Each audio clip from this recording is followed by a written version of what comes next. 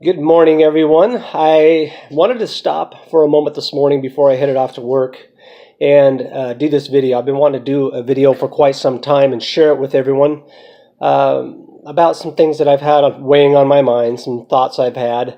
As many of you know, I do regular posts called Old Guy Wisdom. If you'd like to follow those, it's hashtag Old Guy Wisdom with no spaces in between.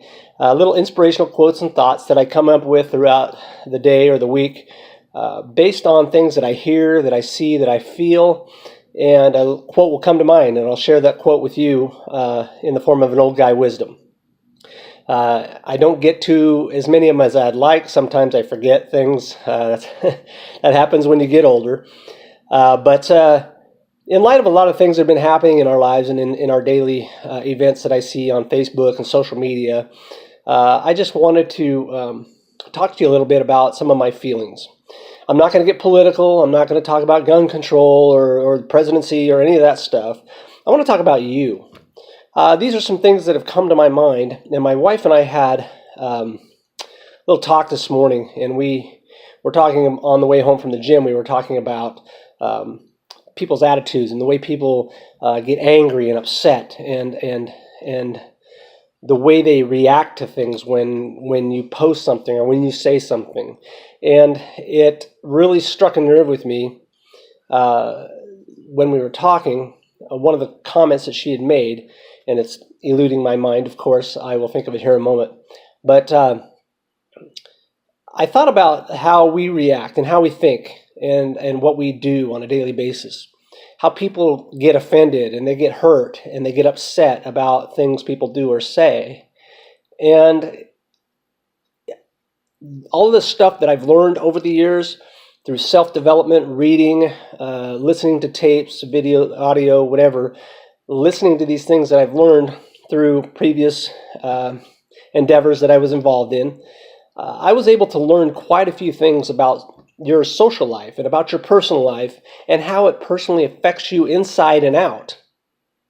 And one of the things that we learned in self-development was that you become the total sum of the 5 people, 5, count them, that you spend the most time with. Now think about that for a second. It doesn't necessarily have to be 5 people. It can be 5 influences in your life. So let's say you spend a lot of time watching TV. That's your circle of influence. If you spend a lot of time with negative people, that's your influence.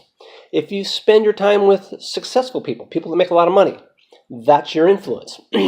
So put that into a little perspective there. So let's say we watch TV all the time. We slowly start evolving into what we see and what we hear happening in front of us on a daily basis. So now if you look in the mirror and say, who do I spend the most time with? Who is it that I spend the most time with? And do I emulate those people? I go to church a lot. I hang around people who are of religion. Not me personally, I'm just saying as an example. Chances are you're probably very religious, or you're very passionate about your religion. So these are the things that you really want to think about when you go out into your daily life. Is this what I want to become? Is this who I want to be? Am I the person that when everybody looks at me, is that who I want them to see? What am I reflecting? What am I projecting from myself? So if you give that some thought and think about, where am I today and why am I here? And when you get offended, another quote that I learned through self-development is we only get offended when we allow others to offend us. It's a personal choice we make. If you allow people to get that deep into your thought process, into your heart and your soul, and you allow them to offend you with their actions and their words, it's a you choice, not a them choice. They do things out of lessons, out of teachings, out of what they've learned. We've all been evolved into this process, this way of thinking in our lives through people around us and the people that we've surrounded ourselves with in our lives. And so as we have evolved, and that was the term that my wife used this morning was, that we evolved mentally into these people who we are today by the influences, by school, by our parents, by our friends, by work, by the people that we associate with on a daily basis. That creates this evolutionary process of who we become. But we have a conscious personal choice to make that change, whether it be today or tomorrow or the next day. You have that choice. It's not up to them. It's not up to anybody. It is up to you. So what do you want to do? Who do you want to be? And where do you want to be tomorrow? Do you want to be a better person? Do you want to be a happier person? Do you want to have a longer life?